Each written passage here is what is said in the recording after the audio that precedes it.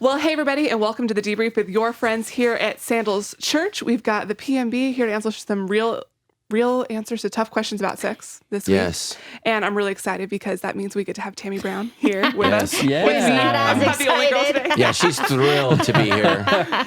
Super excited. Good. Yeah, and I just have to say, if you guys have not checked it out yet, she has started the Cultivate podcast with our fellow Cultivate leader, Melody Workman. And I don't think the debrief counts because it's part of my job, but it's my new favorite podcast. What? They're hilarious. You're fired. Hey, Whoa. Yeah. the I've heard debrief it's will always great, be though. first in my heart. Stephanie, you're not fired, actually, Thank because you. I won't let that happen. That's true. It's Okay, really and she has so much control and power that she's here today because I said so. You know what? If Matt makes that work choice, then I'll make other home choices. Speaking of today's topic. Hey, that fits right in. Yeah. To you guys this weekend celebrated 23 3 years. Yeah. 23 years. 23 years. That's a huge milestone. That's awesome. I have a challenge for you. You ready? Yes. To sum up the how did you make it 23 years? One word. How would you say you survived, you made it, you thrived Yeah, in your God, 23 one years? word. There's God. no other Absolutely. way. God. So we had a really challenging first couple years, and it was really difficult. I would summarize our dating life as Tammy pressuring us to a place that I wasn't ready for. Then we got married, and then I think Tammy began to process the reality that we weren't ready, but she processed post marriage, and so we really just the things we should have been dealing with in dating, we didn't.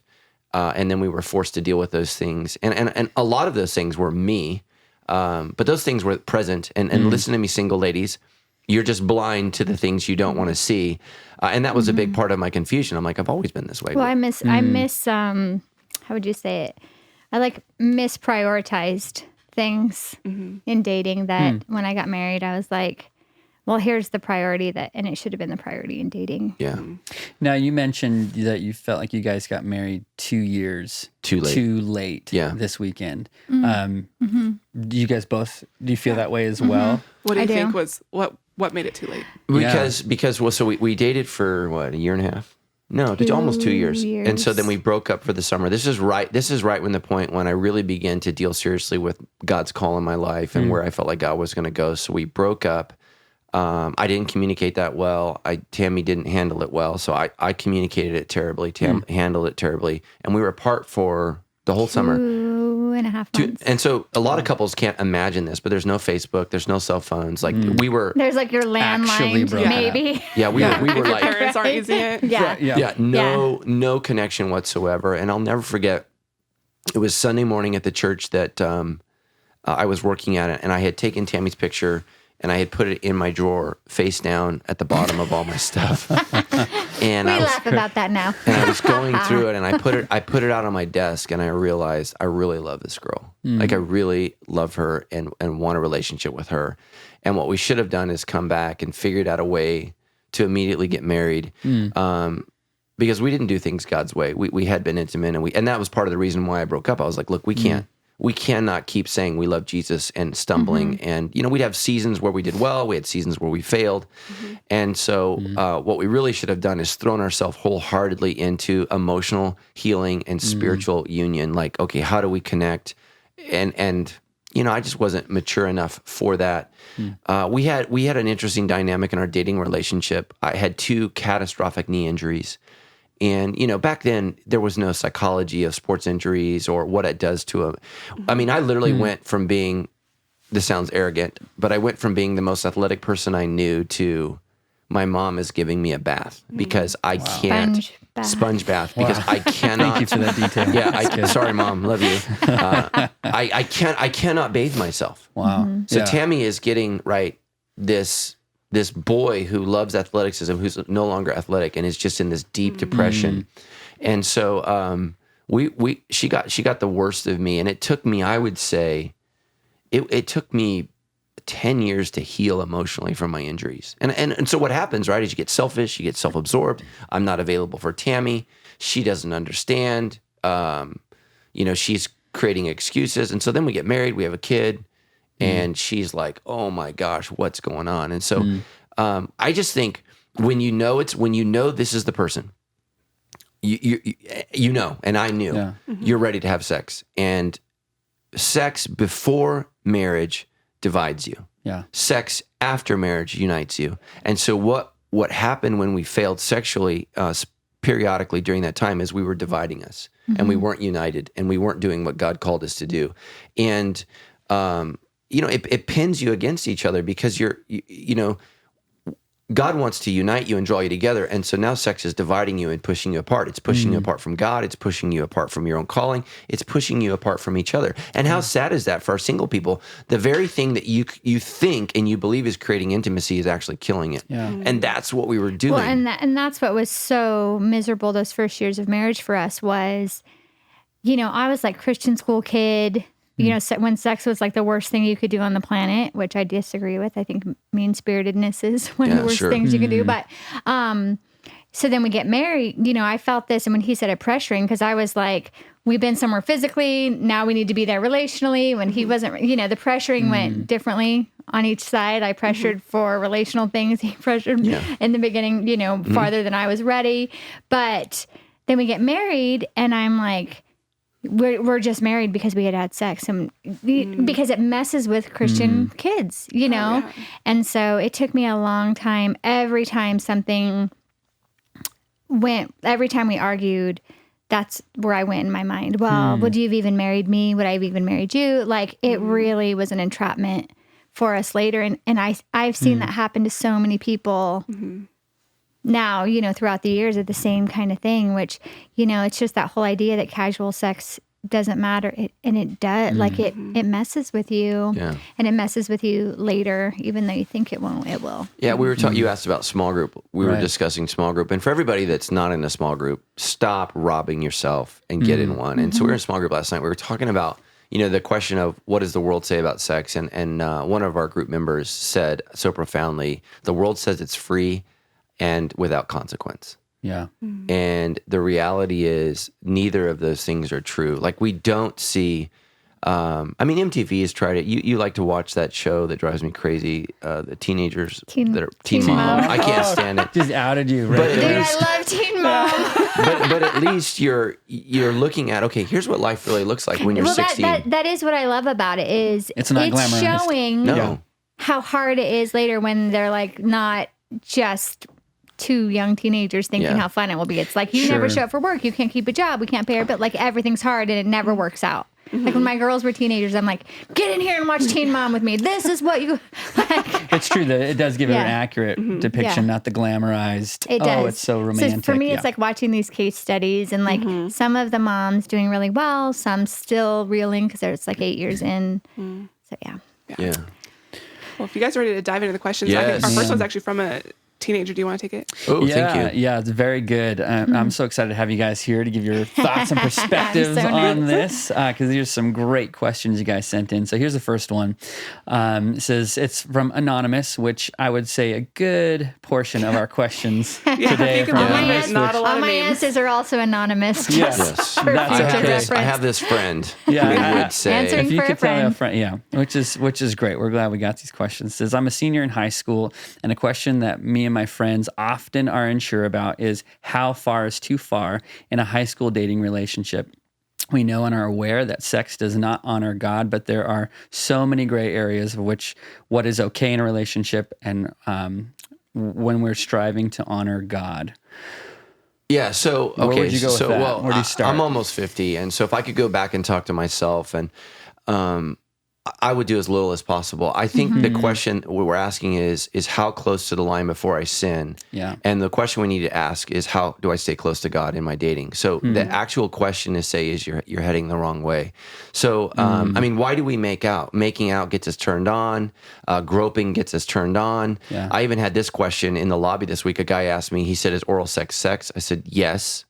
Like, if it has sex in the name, like that. Should be helpful, right? But that is a great, that's a real question. Yeah. And students are asking that all the time. Even not just students, even. So anal older sex folks. is sex. Yeah. Oral sex is sex. Vaginal sex is sex. Like, Right. that's what it is. And so what you want to do is stay far apart from that because, really what you're trying to do when you're a young person is you're trying to prepare your life not to screw it up. And sex is the quickest way to screw up your life. Yeah. And that's what you need to know is, and again, what turns you on and excites you in high school, again, is, and that's why Tammy likes to show teen moms, is what you're looking for as a 16-year-old girl. Oh, it's so cool, he skateboards. Well, that's not going to be cool. That's cool in high school. When you're 30. Right. So, and you don't know, a lot of times, and we're going to get into this when we get into the honor your father and mother, the difference between sexes, and oftentimes the very things that draws us when we're young are the very things that trip us up when we're older. And, a lot of gals are drawn to that, that bad boy image of I'm going to do what I want to do. Yeah. And it literally, young people risky, that do the wrong things, I mean, ultimately that never turns out right. And, Tammy and I, we've experienced this personally with our own people in our life that we love, where we tried so hard to say, look, here's the narrow road. Yeah. And we've watched them just throw their life away. And I'm like, oh, this hurts so bad. These are the things in your teens that you're now realizing in your mid-20s that are so painful. And again, what I would say to young people is just forget about dating. It's okay to be attracted. It's okay to be drawn. But save dating for a time in your life when you can actually do something about it. Oh, yeah. And so get yourself as quickly as you can to a place where you can do something about it. Yeah. And ladies, what you want from a man in today's culture is somebody who can be responsible, who can do what they need to do and put secondary what they want to do. Most men today are boys. They're Peter Pans. And we're going to get into this when we get into honor your mother and father. You need men that want to provide, want to work hard, and maybe you're going to be the provider, but they need to be a contributor. And men are dying in that area. And so many women today find themselves having sex, but then being the primary provider, the primary parent, the primary, like everything, and it's literally destroying our society. Well, and where that leads to is by the end of the day, they're done. Oh, yeah. They don't want to have sex with you. Yeah. And they're building I'm up just gonna throw resentment. that out there. No, that's good. Yeah. What would you say though to maybe young people that look at you guys now where you're at and God has blessed you and your family, and to That's say, actually the but how- question we always get. But why? Yeah, like, oh, it but worked you out guys for did you. that. You guys dated. You guys, learned from your mistakes. So what's the big deal? Well, I would say this. I think blowing out both of my knees has been beneficial to my spiritual journey. It was also extraordinarily painful, and I wouldn't wish that on anybody. So what if I told you, hey, I'm going to hit your femur with a baseball bat? Yeah, but I have a feeling. It's going to hurt like hell. Yeah. But the positive news is I'm still alive. you're going to be alive, and you're going to appreciate walking and running. You're going to love your other legs. You're going to so love your much. other legs so much more. I mean, how many people are going to let me hit them with a bat? Okay, so Tammy and I, we hit our sex life with a bat. We broke our relationship. We literally just beat the hell out of like everything that God wants for us, and we've crawled our way out of this cave. Emphasis on crawled. And at so many points in the journey, I thought we were going to give up. We weren't going to make it, and that's where I would say we're an exception to the rule. We're not the rule. That's good. Like and that's by God's grace. It's by each of us at different times, completely dying to ourselves. Most people who have our similar story do not have what we have. Yeah, I don't make it. It's taken extraordinary amount of work and grace and patience and forgiveness and reset. Like, well, let's reset this again. For Matt and I, there have been so many times where one or both or wanted to pull the plug because it was really hard. And ultimately, luckily we loved our kids more than our marriage sometimes. And so that they helped us until we could love each other again. Now, having said that, here's what I don't Yeah. want you to hear. I don't want you to hear that having kids will save your marriage No. because Nope. it changes very few No. people. Kids actually complicate relationships. for sure. And they don't complicated enhance. ours. I mean, Yeah. we got pregnant 6 weeks after we got married. Yeah. And that was hard. Back to that, I was the provider. We were starting the church. Got pregnant again immediately on birth control. So I had 2 babies Wow. Yeah. and a baby church. And that was hard times. Oh, Yeah. So, we just raised 2 teenage girls, and we have the most real conversations with our kids about this exact question of in high school, how far is too far? And, one of the things we tried to teach them was, because Matt and I had very different high school physical experiences, but high school is that time where you're kind of figuring out what you like about someone, what you don't like about someone. And so we tried hard to have our kids not like label. We're like, you can like somebody. We can't control how you feel. We can't control when you get the tingles for somebody or whatever, but we can help you navigate the depth of the label that you put on it. So like our kids could say, you like so-and-so, they like you, we like each other, but be careful to say like, we're boyfriend, girlfriend, and kind of make those attachments that young. Yeah. Because here's the thing, like when you go to, most high school people don't end up getting married. Some do, like we've known some that do, and they worked out, and that's an exception. But they're also the exception to the rule. And so when you do that, you're just limiting your future. So I would say for high school kids to be like, enjoy each other's friendship, enjoy learning like, hey, I'm learning through this relationship that I really need someone who can make me laugh, or I really need someone who, and don't put that kind of stuff on it, because you're going to move on to college or real life. Yeah. The younger you start being physical, the harder it's going to be to wait. Yeah. That's because good. You're comfortable at a level, then you get a little older, you're comfortable at a level, and your body wants to have sex, like to just put that off as far as possible. And I think ultimately, part of being a Christian is being counterculture. I mean, most 30-year-olds in America today are not married. That is not conducive for a life that honors God with your sexuality. So the problem is, as Christians, we need to prepare ourselves to get married sooner rather than later, which means we need to do hard work sooner rather than later. Yeah. Is this somebody that I can really trust? Is it somebody that I can follow? And here's why I didn't say this weekend. The reason you need to control yourself while dating is because if you can't control yourself while you're totally into each other, you won't be able to control yourself when you're not. Right. So here's what most singles don't know is that the same self-control that I needed when dating Tammy, I need when I'm married to Tammy, when we're not getting along, when our sex life is maybe not where I want it, or, we're not connecting, or we're stressed out, or whatever else. And so that's when affairs and adultery happens so I need to learn to control myself for the benefit of Tammy when I'm into Tammy, so that I have practice controlling myself for Tammy and God when I'm not maybe into God or into Tammy. And understand this, all of life is a discipline. All of life is a practice. And you have to practice disciplines in order to get better at it. Yeah. You would never just say, I'm going to go out for the varsity, whatever, having never played, having never practiced. It's not going to happen. Yeah. So marriage is varsity. Yeah, marriage is varsity. And so you need to be practicing and prepping. That's Here's good. The other thing. I was thinking about, I think we talked about last debrief when I got a bad grade in computer science. Well, my lab partner in computer science was Wendy, and we were dating. I'll never forget, she broke up with me in class as lab partners, and she said, it's not that I don't like you, it's just that I like somebody else.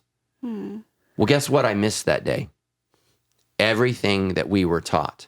Yeah. And ultimately, I got a D in that class. My parents restricted me for the whole summer. I was a mess. All because of, and what do I need more in my life, Wendy or computer knowledge? Yeah. Okay?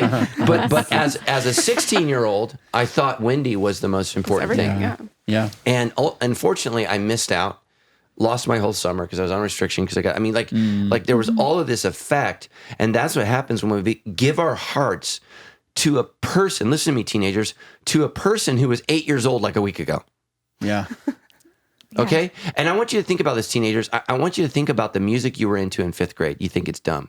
The music you were into in junior high, you think it's dumb. The music that you were into last year. That's good. See, here's what's happening is you're changing so quickly, what you like is changing. Yeah. And so when you get into a relationship, you can be deeply in love with a person for 3 months or 3 weeks, and the next day they're over it. And I've watched my kids experience this. Yeah. It is heartbreaking. Because here's the thing that happened with me and Wendy. I think me and Wendy were together for 2 weeks.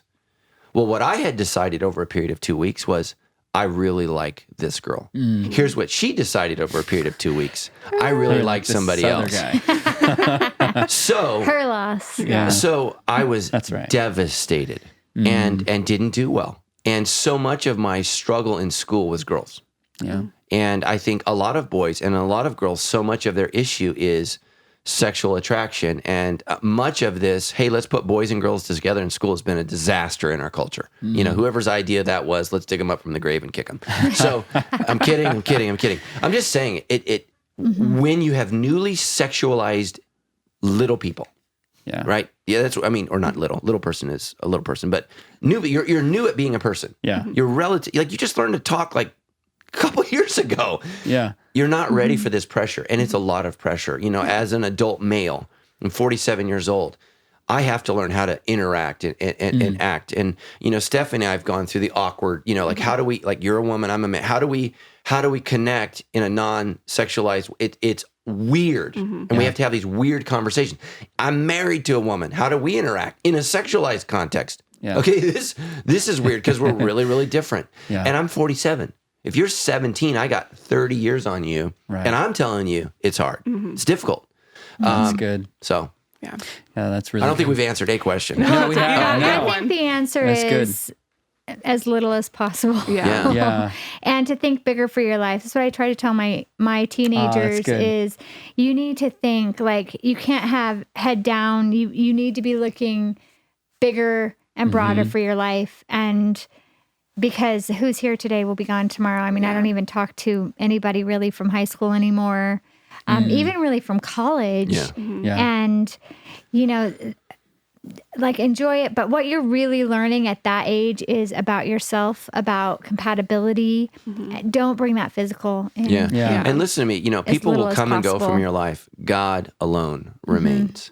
God is the consistent factor Yeah. in your life. And so here's the thing. God is just there for the 97-year-old, just like he is for the 17-year-old. God is ever present, never leaves. Trust him. He cares for you. And ultimately, God wants you to have beautiful, wonderful sex where you feel loved, you experience the pleasure of it, the intensity of it, and the safety of it. You know, Tammy and I, you know, we're not going to get a disease. If we got pregnant, like we're here together to work that out together, Right. to handle that together, to celebrate this new life, this new addition to our family. It's not the end of her life or my life. It's the beginning of a new life. That's what happens when you do it God's way. So, And I think at that age, since we are talking teenagers, a couple things is that if you're in a relationship where you're feeling pressured to be super physical, that is a red flag Yeah, for get you. out. That's not for you. Get out. Or Yeah. if you're in a relationship where you're really wanting to do things and go farther, you need to get out too, because you're just setting yourself up for failure in that. And so consider both of those things red flags. That if it's not what you want to do and you're being pressured, or if it is what you want to do And you're willing to pressure and someone. you're willing Yeah. to, or you're willing to do things that you know Yeah. probably aren't right for Yeah. you. So one of the makes verses sense. we covered this weekend was Paul says to Timothy, run from anything that stimulates lust. So like if you're on a diet, you probably don't need to hang out at Krispy Kreme. Right. So if you're trying to live a certain way sexually, you know, there's just things that you need to watch or not watch. Like I know a real popular show right now is Game of Thrones. Tammy and I watched the first episode, and I told her, I said this is not for me. I said this is not for me.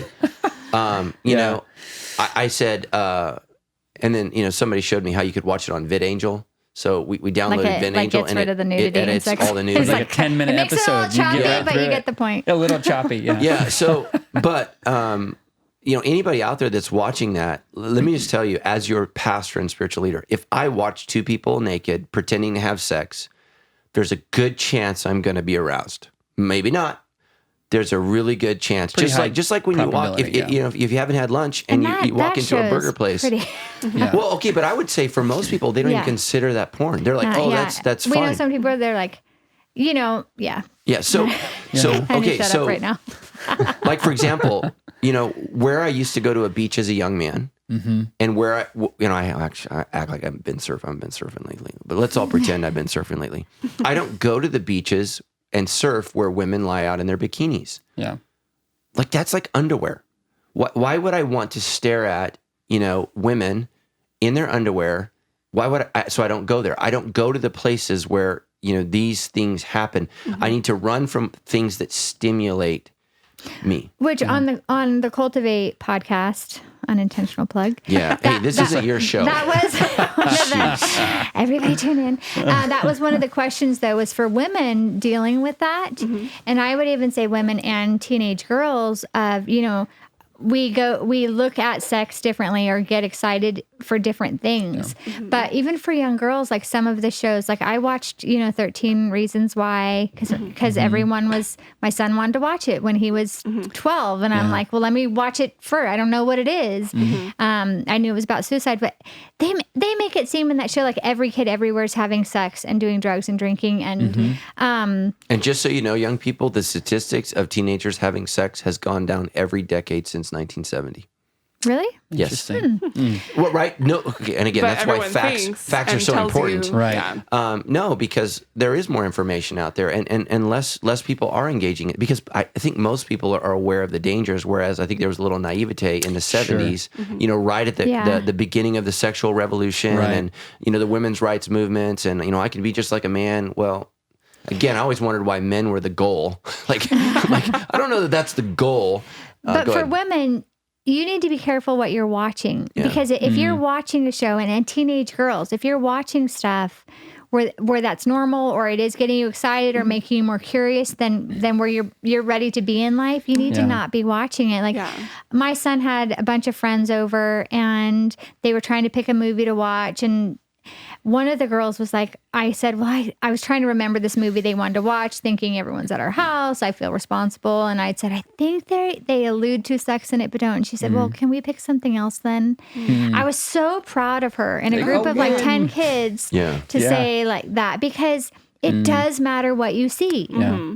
And so, especially when you're younger like that, I mean, every age you need to be careful what you see, but it makes it more normalized. It makes it less important when it's just all the time. Well, so in film, they call that, the term for that is the assumed truth. So every film, every TV show, every commercial, everything has, in the development process, they call what is our assumed truth. And so it's that, well, the assumed truth is that all kids are sleeping around, all kids are doing drugs. Right. So all of our characters are going to do this thing. That's always the well, it makes underlining teenagers message. feel like they're behind. Yeah, Exactly. they're missing out. Well, Yeah. I'm missing something. Yeah. Well, and let me just say this to all of our teenagers. When my friends would ask me if I was a virgin when I was in high school, I'd lie right to their face. Oh, yeah, I've done it tons of times. Totally. Yeah. And one of my you friends did. like, Of course you did. what was her name? I'm like, well, I don't know. She doesn't go to this. I have so much She sex doesn't go to education She already. goes to different school. She lives far away. She goes to another school. Dude, oh my gosh. And here's what's so I sad didn't is do I was that. embarrassed because, and what I found out later is all my other friends were lying too. Yeah. A bunch of virgins sitting in the spa talking about their sexual exploits. Yeah. I'm like, oh, None of it jeez. was true. Yeah. Yeah. How big was the fish? This big. Well, we got a lot of Lord. other awesome Let's questions. move on. Yeah, let's move on. So Rachel wrote in and says, I was introduced to Sandals Church through a guy I work with. We were both divorced and I thought we had a connection. We unfortunately had sex, and the next morning he informed me he was not ready to start an intimate relationship. Nice. He invited her to church and then bedded her. Way to go, Yeah. dude. Not the example. She says, I did what my friends told me and acted like I was fine, even though I'm not. I'm a single mom of 3 kids, and I don't want to leave a good job, but I've since joined a small group and am currently attending a PATH group. I'm learning so much, and I know that my focus needs to be on my relationship with God and my children. But what are some of the practical ways that I can heal from the sin I committed and heal the emotional scar that's come from it? Well, okay. So the first thing I would do is ask God for forgiveness. And the next thing you need to do is ask yourself for forgiveness because you blew it. You made a mistake. And guys will use sex, will use women to get sex, and women will often use sex to hopefully get love. And so, we need to all be honest with that. And so, as a woman with 3 kids, you probably feel like, 3 strikes against me, and or whatever you're feeling like. And you just need to say, look, if God has a man for me, He's going to love me and love my kids, and He's going to honor me and honor my kids. And I'm okay if that man doesn't come. Because if you're not okay with that man not coming, what you're saying is men are God, God is not. And so a lot of people say they worship God, but they really worship sex, they worship relationships, they worship money, they worship things, they worship their own desires and passions. And so what God is saying is, no, I want to be first. Because I've put you first. I sent my one and only son to die for you on the cross. And so what I want you to do is put me first. And so here's the amazing thing is, when you do that, you're going to be blessed. Yeah. I would say, I'm really sorry that happened to you. Yeah. you know, email us his name, and me and John will kill him. Yeah, we'll the take him down. irony in saying I'm not ready to start a serious relationship The morning after? Come on. is well, you just did. Yeah, you just did, dude. So I'm sorry about that. But, you know, I think the best thing for you to do, in addition to just repentance and forgiving yourself and asking God for forgiveness, is to make a note of how that felt. Because and to make sure that you guard yourself from being in that situation again, because now you know that, you know, I have to believe you went into that with the assumption that maybe you guys were both in the same place and that this is a step to starting something. Now you know that for everybody that's not the same. And so and just because they go to church, remember even, the pain of how that felt. Yeah, they're dirtbags in church. Remember that that's a reason why God wants better for you, because he wants to protect you from the pain that you experienced and take that with you moving forward to not put yourself in that situation again. And I hope guys again. hear that. In the same way we don't think about the consequences when I steal, think about what that guy, in the name of Jesus, just stole from her. He stole from her. Yeah. He's on my And bad he's list. created heartache. He's done all kinds of things, and he probably doesn't feel bad at all. I think she says that in the question, he's dating somebody else at work. So clearly, this guy's a dirtbag. So, so you also can thank God that he's not yours now; he's hers. So here's what I would say: is now you know, do it with you and, now you know what to not look for. Yeah. And so here's the good news: is this terrible situation brought you to God. So we're going to rejoice in the fact that you have God now. Right. What we need to do is not repeat the terrible choice. Right. Yep. Go and sin no more, kind of a thing. Yeah. Exactly. Well, then this weekend you you gave a pretty clear call to action, which are so appreciated. We love that. Hey, if you are living in sin, then either break up or get married. Yeah. And that was a pretty clear, bold instruction.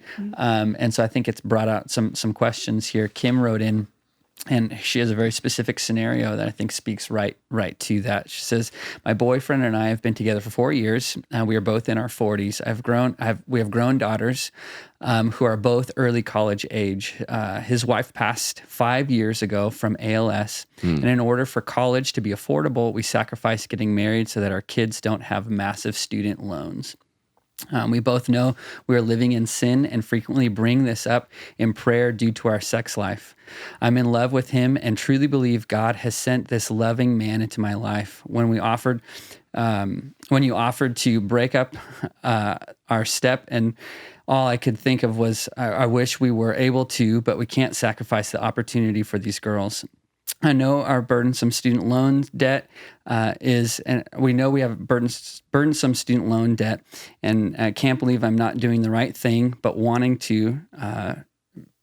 What are your thoughts for them? They're stuck in this place. They know they're living in sin. They know they have the student loan thing, but yet they not sure what to do. Yeah, They've been together first of a all, while. I don't know. I don't know their financial situation. Right. They've not disclosed that. So I don't know that that I believe them. So the Okay. first thing I would do is I would say, go sit down with a financial planner and find out if what you're saying is actually true. So maybe what they're saying is by their combined incomes, it pushes them into a tax level where it affects their kids' loans. So maybe not specifically a wedding they couldn't afford, but afford to be together, legally married. Yeah, and so part of loving your husband's kids is helping them pay. Yeah. It's not loving to lie on your tax returns so that Tammy and I get to pay, because that's who's paying. Somebody's paying for your kids. And so what the government is saying is you and your boyfriend make X amount of money and you can't afford school. Well, that's not true. So now we need to go back to the commandment on thou shalt not steal, because what you're doing is you're actually stealing from people who can't afford it.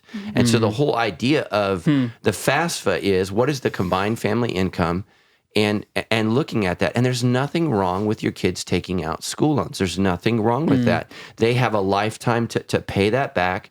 And there's other things that you can do. Again, what's the most important thing? Serving God and doing the right thing and trusting that he's going to bless everything else. You know, Tammy and I could say, well, we'd have more money for our kids if we didn't tithe. We could contribute more to their education if we didn't tithe. But I'm not going to rob God to pay school. Well, and what they're good. also doing is robbing God of the opportunity to show up Yeah. for them financially, because they don't know what that would look like Yeah. when they do it the In right way. their mind, they can't afford it, but God might provide it in Absolutely. a different way. Sure. And the other thing that makes me concerned when I hear this question, again, I don't know their situation. I believe that they're truly feeling a certain way. I just think they're controlling the situation instead of letting God be a part of that. But here's what is my most concerning part of that is what you're teaching your daughters is follow God unless it costs. Unless it Interesting. costs. Yeah. Like do There's always a what's loophole right or- unless it doesn't work. it doesn't work out for you, or it doesn't, because you think what you're doing is going, well, here's the specific thing, but what you're teaching them that in all areas of life. Do it God's way unless it doesn't work out for you the best. Yeah, Sure. or teaching them like, getting married, the actual like paper of being married doesn't matter. Right. When it And it again, it just spins me down this road of all kinds of curious things of like, well, would you be married? Is he that committed to you? It's like, well, this is going to make something hard, so let's just like the whole situation to me doesn't feel like it's honoring God, even in and I hate to be rough like that, like please don't find me in the lobby and yell at me, but Fine, Jono. you're gonna be, I've seen in situations, like an example, I've seen in situations where parents that are constantly putting their boss down at work, putting down the president, putting down whoever at home, what you're communicating is it's okay to not like authority or honor authority that you don't like. Sure. It's okay to not follow God's rule because it's someone you don't like or doesn't work out. Well, what ends up happening is as soon as you have to be the authority in your kid's life, you've taught them when they don't like what authority has to say, you can go against it. That's good. I see that happening in this scenario of, do what's best for you financially, even if it's not right in the sight of God, which is and a lot of people that dangerous consider place. themselves moral people, what we do is we choose our own moral code. I would love to do what's right, but and that's what's happening here. And again, you need to think about it. There's only so much money designated for kids to go to school, and that money is designated for kids who the government is deemed as this is what you can afford. Like when Tammy and I filled the FAFSA, we don't agree either with what the government says we can afford. But you know what? That's the system, and we play by the rules. We don't lie. I don't lie about my income. We don't lie about those things. Yeah. And basically what's happening is my kids potentially are being robbed so that your kids and it's okay, Tammy didn't die of ALS. So that's heartbreaking. And I don't want to diminish that at all. Sure. But that doesn't mean that we then have permission to do the wrong things. Just because you're a victim in one area doesn't mean you get to victimize somebody else in another area. And even in the question, it sounds like you guys have really convinced yourself of why this is the right thing. Well, it says she said they get Even convicted. though you say it's the wrong thing, but in the story, it's like, but here's what we have to do. There's an assumption that there's no choice. Yeah, There's an assumption and you that are making our hands a choice. are tied. Yeah, they are. In it. Right. And I would say that a lot of people in our church are not getting married because of financial reasons. Yeah, I mean, this is not the only question. We got this in person. We've seen this. So this is not to pick on this specific situation, but I do think we love you. Sorry. Does it come? It's a hard situation, but we all have to make hard choices all the time. That it to follow God. ultimately, I hear you both saying it ultimately comes down to, are you trusting in God or are you not? Right? If you're trusting in God, then even the financial details that don't make sense on paper, you choose to follow God's truth regardless, because ultimately that's. Well, and what if there's a raise that God's withholding? What if there's some blessing that they're not receiving because God does not finance sin. He does not. And I tell it to my kids all the time. Yep. We tell our kids all the time. Neither do we. I say God does not finance sin, and neither do we. If you choose to walk away from God, you have chosen to walk away from Tammy and I's financial blessing on your life. We talked about that in our small group last night. How would you handle that with a kid that's maybe gone away and is choosing to live in the world? And if a child goes on their own, the best thing you can do as a parent is let them be on their own. That's what I would say. And we've been super upfront about that with our girls that are in college. We said, college, they had gotten cars. We helped them get cars. We said, the car is yours. The payment is ours as long as A, B, and C. You're in church, you're serving, and you're not living. That's your choice as an adult to make you those. do what you and want. then, Sure. and then the car payment's yours too. Same with your Sure. college payment, because we will not fund sin. No. And That's good. Because I care about Remember that one. I care That's about my good. kid's soul Yeah. more than I care about their Yeah. life. And Right. some people think, oh, that's crazy. Well, okay, then I'm crazy. Yeah. All right. Oh, that's good. All right. That's really So one more question. good luck, Kim. From someone on the non-married side. Beth wrote in and said, on the topic of sexual immorality, what is the verdict on masturbation? It is commonly known that for men, masturbation is normal at the start of puberty and into adulthood. For men, it's common, but for women, it feels shameful, dirty, and sinful. What does that mean for a woman who deals with the guilt of masturbating, specifically in a season of waiting to have sex until marriage and without the addition of porn? How can I be faithful and honoring God with my body in a season of waiting? Yeah. So I remember one time I had a gal say she had to meet with me. This is back when I did counseling. I do not do it anymore. And she told me she was Thank God. addicted. She was addicted to masturbation. I was like, okay, this is going to be a first. So she comes in and sits down, and I was like, so how often do you do it? And she's like, once a month. I'm like, think you're good. Think you're good. Like, I appreciate that question though, Yeah. because Yeah. most women are not honest about it. Yeah. And I think she's right. Like Yeah. it is sort of this, like, that's what guys do Yeah. kind of Right. a So deal. then any woman And who it- would say that would feel super It's like, dirty and ugh, shameful. yeah. Yeah. And so I appreciate it, but I think the same kind of thing is to, it is such a natural, like we're made to have sex in Yeah. some way, God's way, all of that stuff. So in the waiting, that's hard. So I think as long as you're not, again, back to what you're seeing, like, what are you watching? Are you watching Yeah. things that you're starting in your mind that your body wants to finish? Like, guard Yeah. against those things. yeah. And let me just say this. It is possible. But- and even as a young man, it is possible to kill your sex drive. And I can tell you how it happened for me. I was in boot camp. I was in boot camp. Yeah.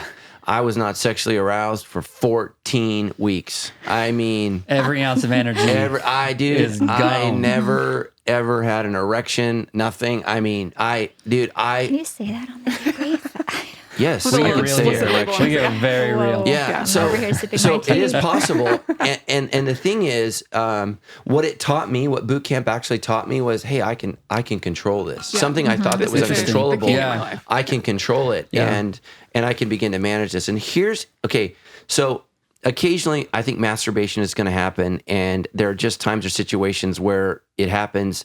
Here's what I would say: is get an accountability partner, somebody that you can confess it to, and say, hey, look, this happened. Don't make it like there's a difference between looking at porn, having sex. Like Christians say dumb things. One of the dumb things we say is all sex is the same. No, it is not. Specifically, go to the cross. Jesus tells Pilate, those who turn me over to you are guilty of the greater sin. That's Jesus. So what he's saying is, look, Pilate, you're killing me. You're condemning me. But ultimately, these guys, they're guilty of greater. So, so just know that there are going to be times and situations where this happens. Here's the dangers of masturbation: is what you train yourself to do in masturbation is to please yourself. As a married man, I can tell you, I do not understand women's anatomy. I do not understand women's bodies. It is very difficult for me to please someone who is not like me. That's a lifelong challenge. When I have trained myself to pleasure myself, I then create a larger possibility of being dissatisfied, of not being able to be pleasured, because I have trained myself to do what I like. And your spouse, who is the opposite gender of you, who does not, like I don't have a vagina, Tammy doesn't have a penis. Like we don't, those things, True. those things are different. That's true. And if I have Thanks for given settling that myself, for everybody. over to masturbation, I'm going to be very disappointed with what my spouse can do for me, because they are not me. And so what I would encourage you to do is bring that to the Lord and say, Lord, this is what I want. My goal is one day, my goal in life is not to masturbate. My goal in life is to be with Tammy. That's the goal. That's what I want. And so I want to be present. I want to be able to be pleased in that moment. And specifically, addiction with masturbation creates real problems. Just as viewing porn it's hard for men to be stimulated. This is not Christian information. This is sex therapist information. There is no information out there that says watching sex enhances your sex life. Every research study says it diminishes your sex life. It destroys your sex life. So just be very, very careful. I think under no circumstances should you ever watch something to arouse yourself. If you get in a situation where you biologically, your body's firing, right? And it's going to happen, man, because if you're a guy, it's really hard to sleep with an erection. I mean, it's just like, and you're tossing, you're turning, you're praying, you're sweating, whatever. And you masturbate. Okay. You did that. Who are we going to talk to that about? Because listen to me, sin's power is in secrecy. Yeah. And so I say, hey, Jono, man, I got to confess to you, dude. We're in a men's group. Man, I this week I masturbated, and I'm really feeling bad about that. And what I need to hear from Jono is, look, man, I hear from you. I forgive you, and let's pray together and really try to recommit ourselves to, and knowing that it's probably going to happen again. We may get ourselves in a situation. And here's Tammy doesn't want me to share too much, but here's my thing. Specifically, let's say I'm traveling and I get aroused. I get turned on by some other woman. I would much rather confess to Tammy that I masturbated than I had an affair. We can fix. I would have much rather that also. We can fix masturbation. So if I go down this road, right, and I didn't run from something that was stimulating me. I'm stimulated. Now I'm in a situation where what the heck do I do? Well, my backup plan Think of your mom. Think of my mom would probably help. Sorry, Mom, I love you. Actually, I think thinking of your mom would help. So, sorry, Kathy, love you. Oh man, right? Okay. Just throwing out ideas. That's good. But here's the thing: Practical there's steps. a point of which I think women are more biologically able to go down a road and stop. I think men, once that train gets going, it's really hard to stop the train. And so my plan is, that's what I'm going to do. First thing I'm doing is I'm calling Dan Zabardi. I'm calling somebody. I'm saying, look, here's what happened. I'm not going to look at porn. I'm not going to watch something on the, because when you're in a hotel, you can watch pornography. I'm not going to do that. Yeah. I'm gonna tell Dan Zabardi. I'm going to probably talk to Dan Crowley. I'm going to talk to Eric Sally in my small group. I'm going to talk to Adam Sims in my small group. And then I'm going to figure out how I'm going to tell Tammy. Okay, here's what happened. My goal is to not have to confess. I watched a movie. I looked at them. They don't have magazines anymore, but I looked on my phone or I whatever else. And I set up boundaries. I try to go to a hotel when I'm ready to go to bed, when I'm all done, like the day is over and I'm exhausted and I'm tired. And a lot of guys and gals get in trouble because they got all this free time. You're not doing anything good. You're sitting around and you lack purpose. And so find something to do so that you're just not sitting around like, well, what am I going to do? Well, today? another aspect of that is if you have that kind of accountability in place, sometimes the thought of, if I follow Walking through down this, I'm going to have to tell somebody, might be the cold shower you just needed. Sure. Like, When you know I what I had mean? to tell- Sometimes that'll be like, I'd rather not, and just like, then have to go face and tell when tell I my told you, people, when I looked at that girl on Instagram, I was literally like, You didn't tell me. I saw that you liked it. well, but I told you the next morning. I was like, I never, ever want to tell her that again. Like, I was like, let's make a memory. Like, Yeah, this like knowing was, that you have that in place it's is terrible. exactly going to It's be terrible. the Stupid. thought of the virtual thought of your mom that you. And that was a great example of, I didn't go to my phone to look at something. I was bored and I'm strolling. Right. And and man, just don't even do that. Go do something else. And so, You guys, speaking of the think of your mom, has Matt told this story about when my son went out like on this little group date with the girl? oh no, I haven't told you. Can tell him. This is like mom ninjutsu. This is good. This is mom What do we So got? ninjutsu. we let Ethan go out like on a little family, like go to a play with a girl that he Okay. liked and her family. And as they left, I'm like, bye, love. I love you, baby. Now just remember, anything you do to her, you're going to do to me when you get home. So I'll be looking forward to that. Matt literally died. I like was holding my side. I was laughing so hard, and my son is like, What color did his face turn when you said that? dude. Poor guy. Wow. Oh my gosh. Did that just come to I you in wanted that to plant moment? That, yeah, That's I wanted good. to plant that little Ooh, thought in that's his good. head. I was like, so if we're holding hands later, I hope we're not making out. Dude, like, my wife is a mental Man, terrorist. that's man. good. I'm gonna assault you forever. Oh my gosh. That's so good. Our poor kids. We have a few more good All right, Do bring you it want on. to take this next one? Yeah. So Anonymous Annie wrote in. I love how honest this question is. She Yes, says, sex is very good. anything but easy for my husband and I. Yeah. My husband was sexually abused by his older sister when he was younger, which has basically given him an aversion to sex. We waited to have sex until we got married, and it seemed to be going good for the first couple years, only to find out that by talking it out, once we talked it out in therapy, my husband was basically going through the sexual motions to keep me happy. Once he got real with himself, with help from a therapist, he admitted how terrifying sex is for him. At that point, we decided to refrain from sex for a while to let him heal and take the pressure off. However, he continues to be pretty disinterested in sex. I'm constantly the one to initiate it, which makes me feel vulnerable and unattractive, especially when he turns me down. It feels like we take 2 steps forward and 1 step back. He assures me over and over that it has nothing to do with me and that he really struggles in that area. I would prefer sex at least once a week, and I feel like he is fine with once a month, if that. I want to love and support him. However, I also don't want to feel guilty for wanting a regular and enjoyable sex life. What would you recommend for a spouse of a sexual abuse survivor? We are having difficulty finding a place where we both feel comfortable and that our needs are met. Yeah, man. I'm so I'll let sorry. Tammy answer this. But let me just say I'm so sorry. Yeah. And I thank you so much for your question, because I think we assume it's always girls that are sexually molested. Right. And we don't talk about what it does to boys. Right. And when we talk about it, usually we talk about a man molesting him, but this is a situation where it's a sibling and it's had devastating consequences. Right. So what do you think?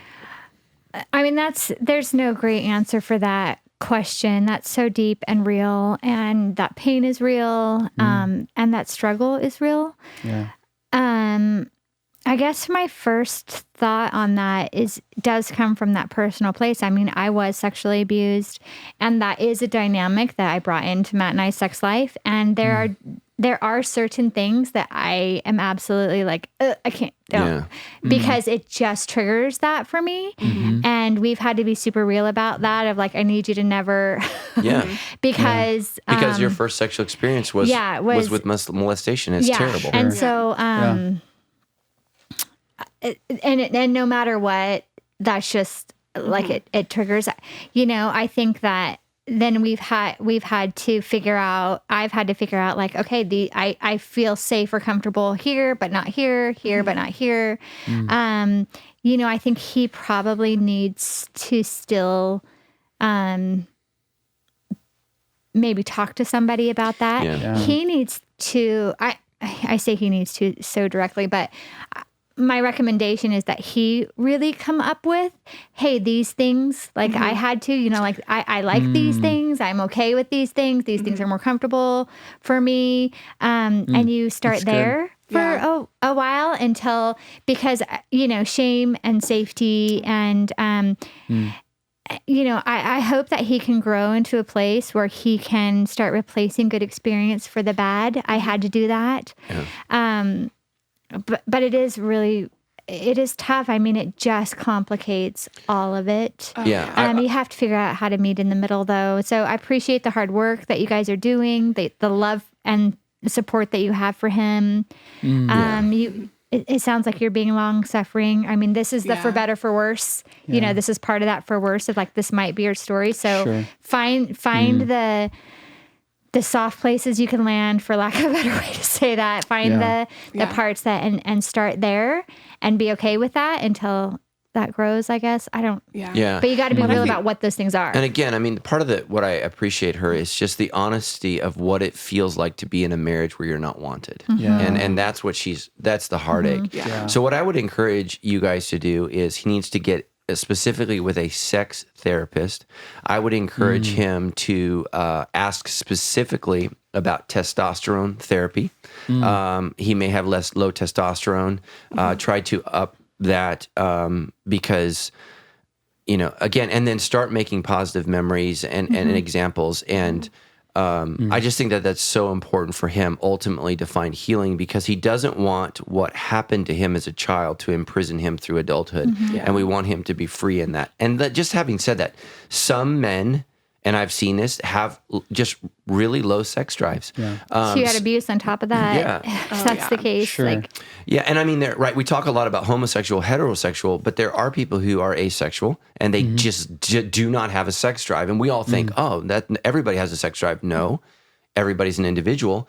And I talk about, one day I hope to write a book, but we talk about the birds and the bees. And the 3 B's are my background, what's happened to me, my biology. And that's why I said, let's look at testosterone therapy, and then my beliefs. So what happened to him about sex, what's going on in his biology, and then what does he believe about sex? Those 3 things affect sex drive. And, so all of us have had different experiences, different things have happened to us. We have different biology, and then we were raised differently. We have different beliefs about sex and how has that impacted me and affected me. And those things affect us, what we will do, what we'll try. And so just know that. So thank you so much for loving him and sending your question in for him. And we're going to pray for you.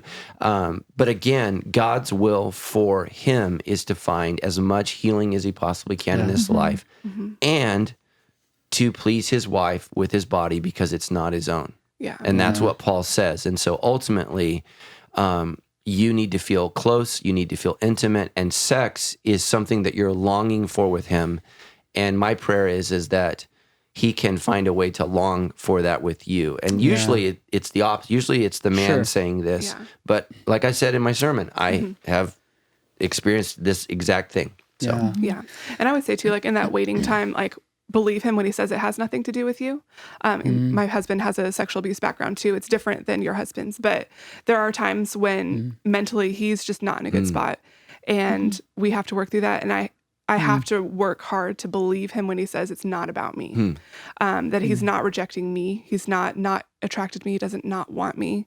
It's not about me in that moment. His brain's gone somewhere else. Like it's triggered by things. Like there's probably PTSD in there that completely takes over your mind. Like believe him when he says it's not about you, because the second that you start buying into the lie, like, well, he doesn't like me, he doesn't want me, like you're going to start letting lies in, and you're going to selfishly start making it about you when it wasn't. But I know that could be a really big temptation. Wise. So that's wise. Thank you. That's really good. Well, this next question here is specifically for you, actually. Guest on the show, right? Is this the one I sent in? Well, we'll find out in a second. You have some explaining to do if it is your question. This question comes from Athena. That's right. Anonymous, so we'll see. Says, what advice does Tammy have for a wife in pregnancy and breastfeeding stages of life when my sex drive is at a 0? Oh, man. Frequency is difficult when sex seems gross or hurts. Having toddlers/infants makes having time for sex regularly almost impossible. What do you say to that? Well, I don't know that I can authentically speak to all the dynamics of that. So, pregnancy is, it is hard. I've known some women that like being pregnant makes them want to have more sex. That was not my story. I was this girl for sure. Wants to have Lex, so you could help speak into that. And your body is changing. I mean, that was a part that was hard for me, as I just felt so unattractive during pregnancy. You had to get a little creative, that kind of thing. That was definitely difficult. For sure, that's a struggle. I think those are just real conversations you have to have. I don't think you get permission, like Matt said, your body's not your own, to just say, I'm pregnant, I don't ever want to. I'm tackling that first part of the question first. And then come to that. And then your husband needs to be mindful that being pregnant's the weirdest thing. Like it's your body, but it's not. Everything's changing. You have like such little control of how you feel. It's a difficult thing, but I will say this too shall pass. You're not pregnant forever. And that is a better thing. I think the next part is little kids running around, making time. Well, right before that it says frequency. Oh, frequency. It's difficult when sex seems gross or hurts. Yeah, I mean. Well, there may be some scarring, so you need to go back to your gynecologist and see if... That's probably a medical thing you need to get tracked, and like you said too, like this too will pass. Like I just had a baby. Like that whole part of our life has been really challenging because I'm hurt. Like my sex drive's at 0. Like I wanted sleep more than anything else in the world. Like, and like sex was painful at first. And so already I'm tired. I don't want to have sex. And if I'm going to have sex, like, it's not going to be enjoyable at all. And like you said, like, this too shall pass. Like, it really does. That won't last so forever. You can't get so overwhelmed in the whole of the moment and just know that, okay, this is a season. But you do need to anticipate getting out of the season and do what you can to get out of it and figure out other ways to connect and other ways to, the heart. Matt and I are so far past that stage of having little kids, but I find myself walking through this with a lot of moms now and remembering it with such clarity of that time of just like, I just remember, I had a 4 and a 6-year-old when I had Ethan. And I just remember being touched all the time, like all day long. Someone's hanging on my leg. I'm breastfeeding at that time.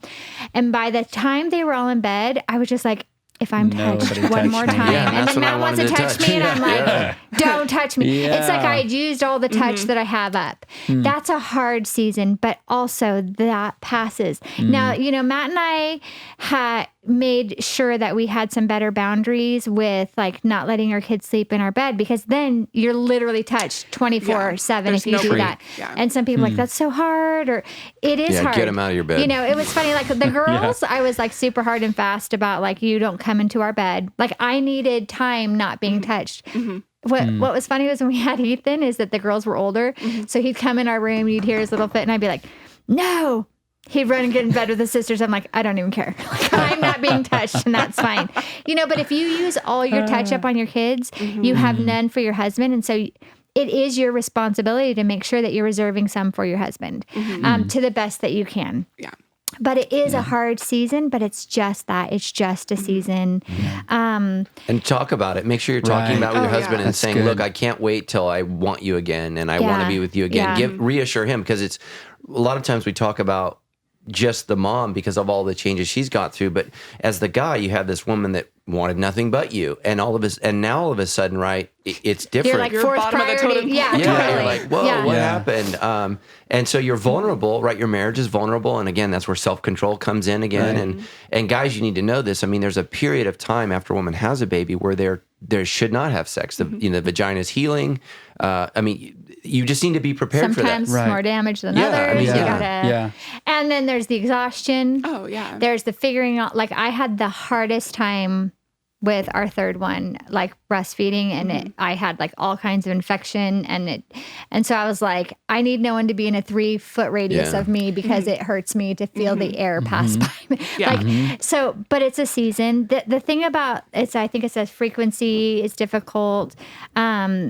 That is true, but you do have some choice in that, I would say. And what's important is making sure that you're being intentional about that choice. I see so many moms, like it's important to love your kids. It's important, like you have to care for them, but it not at the expense of your husband completely. Like, and so how do you do that in a healthy way of scheduling, like, on Wednesday nights, that Matt and I do that now. On Wednesday, we go on date because Ethan's at church. But like, figuring out a time when they're super little, like you probably don't get a once a week date night. Maybe date night looks like, and the kids know, hey, on Friday night, everyone goes to bed at this time, and so that you're leaving some reserve there for your spouse, and in your mind, going into it, like starting from the second you get up.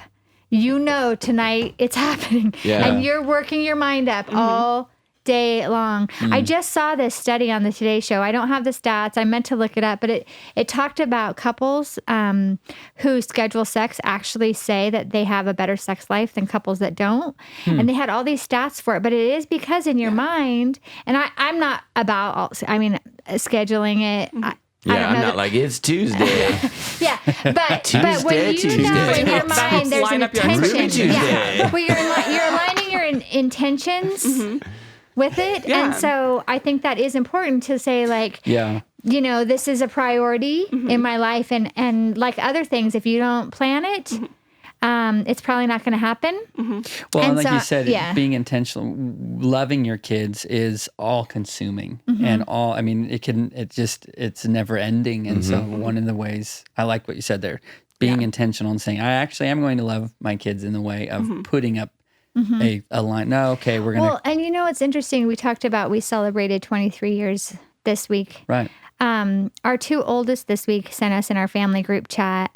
Thank you guys for staying married. Thank you that you love each other. Like they're on the other side of this now of looking back, and they appreciate that they weren't always first in our life. Sure. Yeah. That we good. did make each other such a priority now, and they're old enough to go, yeah, that's why they did those things, because it mattered, you know. And here's the truth. They're out of the house now.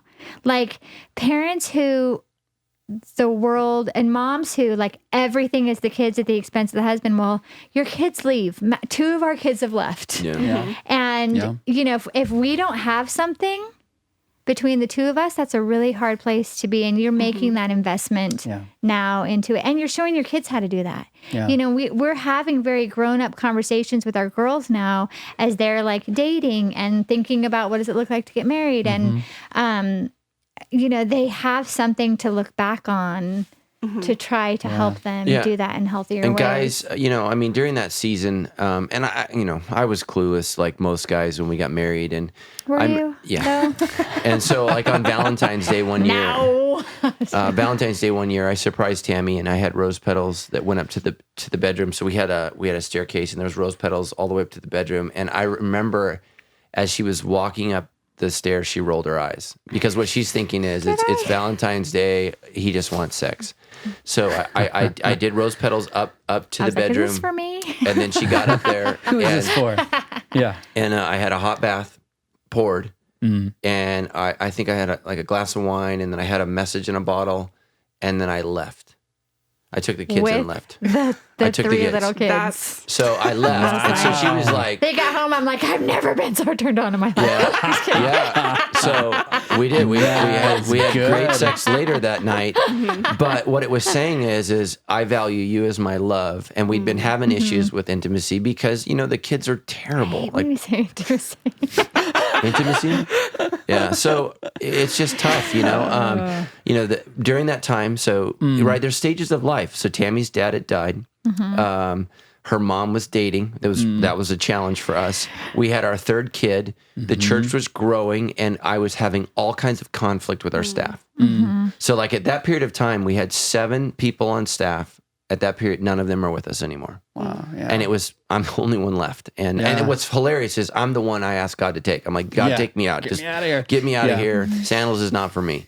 And it was a really, really tough time for us. And yet we survived it because I realized, like, one of the ways, especially for guys, is the wife needs to know that you value her. You know, don't use her. And that's where, again, like, I'm not for masturbation, but I would rather you masturbate than your wife feel used, because that does such harm to her and to you. And again, I'm not excusing looking at things, pornography, or viewing anything, or fantasizing.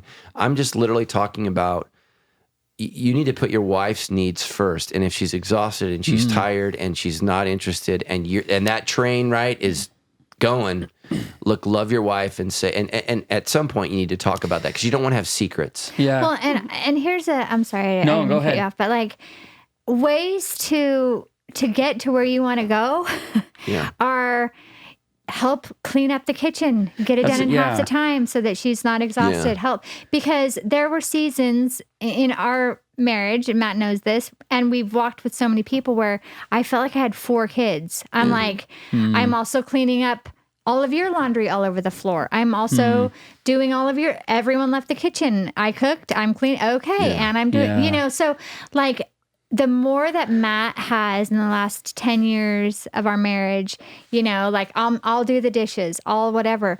That leaves some reserve in my tank, guys. Yeah, no, that's really good. And that's in his best interest. Yeah, but dads, it's important that you involve the kids. We could have done a better job at involving the kids in cleanup. That's good. You're not doing your kids any favors by serving them. you're actually destroying them. We serve God, not our kids. That's good. So you've got to Man, involve that's your so kids. good. That's so hard right now. Yeah, in this because season. kids are a pain in the butt. Yeah. They do a bad And job and they whine about it. Right. That's Well, a regret I have is that Interesting. I was like, well, I can just do it better. I have a lot of 1 in me from the Enneagram. Interesting. And now, Ethan is 16. He's going to move out in 2 Yeah. years, I'm assuming, to some degree. And I'm like, I've taught him to do nothing because I'm like, I'll just do it. So I am fast tracking right Interesting. now, teaching my son how to do things he needs to know how to Yeah. do. Yeah, that's Because I'm good. not going to be there for him. Well, like if your son's 18 and he can't fry an egg, that's not good. that's not good. And that's not good. that's where we were going. Like, so now I'm like, Okay, Yeah. just so you know, in England, they actually sell, in England, Yeah. pre-fried eggs. So you go to the store and you buy it, it's fried, and you just put it in the microwave. Because Okay. young people in England today Don't know how. don't know how to cook an egg. Something tells me I could get that at the 99-cent store right now, though. Like we may have already done that Over here here. as well. Well, what I hear you saying in this and kind of in this question, it seems like it's more her burden to have to figure it out. But what you guys are talking about is you talk Yeah. about it, come Yeah. up with a plan Together. together. If it's, hey, let's divide and conquer some of these mundane things to Yeah. leave a reserve. That's Yeah. so Yeah. good. That's And really, establishing really some good. boundaries with the kids Yeah, too. it's a- I'm going to speak into that one more thing, Yeah. though, is that, the working dynamics of, however, that's different in every home. I mean, we had seasons where I worked while we were planning the church and Matt was home with the girls. Seasons when I was home and he would, go bust his butt for 40 hours a week, and then come home and he's done, and so one of the tricky dynamics, which does play into a sex life, is like, oh, you worked all day and you come home and now you get to be off the clock. Well, I also worked all day, even Yeah. if I was It just home. looked And different. and so to figure out like how to stay in the game, whoever's working full time, how to stay in the game when you come home, because That's huge. it's both of your lives. Yeah. It's not, well, you worked all day and so every other job is mine. Like, there's nothing that is a cold shower to me than feeling like I'm everybody's slave in my home. Yeah. Like I'm the maid That's good. and the servant and the means to an end. Like nothing more makes me want to engage less physically with Matt when I feel like that, when I'm a means to an end or I just had to do all of the home life stuff. And I know there are husbands that do that too. Like if you have to figure out how to both take care of the needs of the home. It cannot just be on one person, even if they're the stay-at-home mom or stay-at-home dad, because that is a job all day long. I mean, when I used to stay home, when you stayed home, the second I'd get home from school teaching, Matt was like, thank God you're home. I'm so done. I'm like, well, I'm so done. I just taught for 7 hours, you know? And so it might mean like I just need an hour to chill. Like when I used to come home from teaching, I would go crawl in my bed and take a nap and then come down. I'm like, okay, I'm ready. to be here. Figure that out, but you cannot leave the home life to one person. Otherwise, when it comes to the sex life, there's no reserve. Yeah, and really vice good. versa. Talk about with your husband. If your husband is the primary income earner, he may want 10 minutes to shower, get his clothes off. Like if your husband reset. works, if your husband has to wear a suit to work, the first thing you might not need is the kid's snot, boogers, and Play-Doh all over his suit. So give him a chance to go upstairs, sneak in the back, get his clothes off, now get his dad clothes on and come downstairs to be dad and just have those conversations. And so many of the fights that we have are because of unspoken expectations. Yeah, that's good. So Cool. That's really good. All right. So this weekend's sermon was around the topic of adultery, and we have some very specific questions about people dealing with the fallout from adultery in their marriages in different ways. So this first one comes in anonymously. It says, my wife has been having affairs for years, and I just found out. We've been attending church every week, been baptized, and joined a community group. All this made me believe that she would never do something like this again. The day I found out, she asked me to forgive her and promised she would do whatever it takes to change. I've been asking God if I should stay or go. I've been reading the Bible, and I came across Matthew 5:32, which says, but I say that a man who divorces his wife, unless she's been unfaithful, causes her to commit adultery. Is God telling me to leave? It's so hard to listen to God when there's so much confusion in my heart. yeah, so you have biblical permission to leave your wife. However, permission from God is not direction from God. So what you need to do is ask God for direction. good. You're emotionally hurt, you're wounded, your wife is a serial cheater. I mean, that's what she is. If what you're saying is correct, she's a serial cheerleader, which means there's a problem. There's a deep deep level of brokenness here. Yeah. Your wife needs to not just be faithful to you, but she needs to learn how to be faithful to herself. Because when a person, specifically a woman, is engaging in this, they're being used. They are being repeatedly used by men that are taking advantage of her. And so there's something broken inside. I would say this is not just about sex addiction. This is something's wrong. Yeah. And so you need to, if you want to stay with your wife, you're going to have to walk through this with her to help her. Because for whatever reason, she is correlating sex with men with validation and meaning to herself. There's some connection here that's broken. I mean, she could be a sex addict. I don't know. But typically women become sex addicts for different reasons than men. So here's what I would say is if you divorce her, I would bless that. If you stay with her, I would bless that. I would encourage you to seek God's direction and really try to hear from God. In the end, I don't want to sway you either way, but I'll just tell you, if there's any way you guys can stay together and work it out, that's the best thing. If there's any way that can happen. Now, what you don't want to do is make her a slave to you for the rest of her life and have some dysfunctional relationship where you're God and she's the servant, holding it over her head. And that's what some people do is, I'm going to imprison us both for the rest of our life. So, back to your other question is, if you divorce her and she remarries, is she an adulterer? Yes. Because, and I know that's really hard for a lot of our divorced couples to hear, but yes, it's adultery. So it's a sin. Now, can there be healing? Can there be forgiveness? Can there be grace? Yes. But to not call it adultery, I mean, that's like saying, I'm not going to call cancer. I don't know how that's helpful. Yeah. Right. It still could kill you. Yeah. Your wife is an adulterer. Whether you stay married or she gets remarried, she's an adulterer. Here's the beauty. The woman who was caught in the act of adultery, there was grace for even her from Jesus. You have to decide, what is God calling you to do? Now, if you're a codependent, you're probably going to want to fix the marriage. Codependency is not the right reason to fix a marriage. Christ is the right reason. That's so good. You may have to get healthy. Yeah. You may have to get right. And a lot of people use this overinflated sense of religiosity and superiority to stay in dysfunctional relationships. God doesn't want you to be in a dysfunctional relationship. He wants you to be in a righteous relationship. And what that means is both your wife and you need healing. And again, Tammy and I've seen this mistake over and over again. Just because one spouse commits adultery doesn't mean both don't need healing. Yeah. So even if let's say, and this rarely happens, one spouse is 99.9% responsible for the problem. If the other spouse doesn't learn their 1/10 of percent of the problem, the relationship will never be what God's called it to be. That's I was good. going to say that's what's tricky is when adultery happens, you can say like, oh my gosh, look what they did. Yeah. And so that part about her needing to figure out like, it's to fill something. Yeah. Like it's not about the sex, I would imagine. So to figure out what it's about, well then the counterpart to that, which may or may not be a thing, but it's definitely important to explore is, okay, is she really needy of knowing that she's valued? Could you make it known that maybe that's something you're not doing in a way that communicates to her? I'm not saying it's your fault or you deserved it, but how can you help to bring that part of it in is I'm not saying when someone's cheated on, they deserved it, but sometimes, and we've seen this before, there's a lack of something happening in the relationship that person's inappropriately getting filled somewhere else. And that's just a real conversation to have. Yeah. So I'm sorry. I'll be praying for you. Yeah, it's and really hard. Again, this is why you need to be in a community group. This is why you need to go through soul care.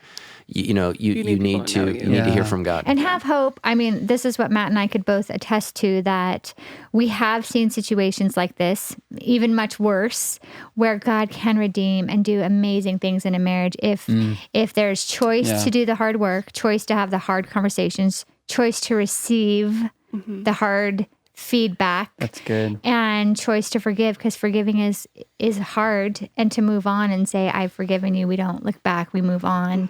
But we have seen it happen numerous times where God does an amazing, incredible thing. And people, it's hard to imagine, would say, I'm glad for the hard parts. I'm glad for this because it forced us to deal with things we wouldn't have. It forced us to have real conversations, and we would never have the depth of relationship we have now. So there is hope to be had if you're willing to engage in the hard work of it. Well, with that, we talk about all the time, this vision of being real and being honest and bringing other people into your story. We talk about it all the time in, the vision of our small groups is to have a place to be real and work out what we're learning and that sort of thing. This next question is an interesting one. Anonymous. It says, before my husband and I got married, I was unfaithful, and we dealt with it, with the hurt and the pain that comes along with that. We confided and trusted Christian friends to help us get through it, and my husband decided to forgive me, and we moved on and are now happily married. Only our trusted Christian friends know about my infidelity. None of our family members know, due to my husband's being a private person and not wanting my family to know. In your sermon, you spoke about confessing our sin to God, telling Christian friends about it, and seeking wise counsel to make sure it doesn't happen again. And I know in past sermons, you've spoken about being open with our sin and how important it is to be real with God, self, and others in that. Is my husband and I keeping my infidelity from our families, keeping us from fully being real with ourselves and others? No, because, let's just praise God that your husband forgave you and stayed with you. Huge. I think That's it's awesome. important that one of the ways that you can honor him is by keeping him from any perceived shame or embarrassment from his family. So keeping it is Now, not... if the roles were reversed, let's say the husband was the one that cheated and he said, I don't want my parents to know. I would say what we need to do is we always need to honor the victim. Who's the person that's been victimized by this sin? Sure. It's not What the is their the preference? perpetrator. We don't protect perpetrators. We don't do that. We don't protect the one that's done the sin, but we do. So if I cheat on Tammy, I don't get to tell Tammy, I don't want you to tell anyone. Now, if Tammy forfeited says, that, right? if Yeah. Tammy says, anyone, you need to confess to someone. Someone needs to know. Sure. And she said, trusted friends know. So she's good. She's good. There's a difference between secrecy and privacy. So that's good. They have not been secretive, but they are private, and that's okay. Yeah. That's okay. And so the other struggle is, you worry about, what kids knowing or this or that, and and just because her husband forgave her doesn't mean that his family will Yeah. too, and that's a whole different aspect. Again, and I would honor your husband in that, and Being private isn't a problem or isn't the sin. I think that as situations lead, you may have an opportunity where being real about it is appropriate or beneficial. Yeah. But if that doesn't happen, it doesn't happen. We've walked through this with people, and there was a time where keeping it private was very necessary. And then there became a time where saying, hey, then you weren't equipped to handle the information, but you are now, and here's why it matters that you know. And so that may become a thing at some point, and that's good for them.